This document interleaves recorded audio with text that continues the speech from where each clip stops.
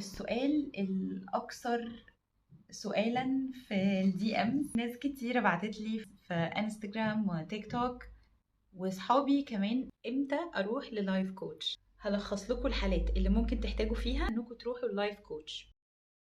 اول ما تحس انك تايه ومتخبط والطريق مش واضح قدامك في حاجة معينة، مش عارف تحدد الطريق او الهدف في حياتك، ومش متأكد ازاي توصل لهدفك، اللايف كوتش يقدر يساعدك انك تحدد القيم بتاعتك اللي منها هتقدر توصل لهدف في حياتك ليه معنى، ويساعدك ترسم الطريق وتعمل الخطة اللي هيساعدوك توصل للهدف ده.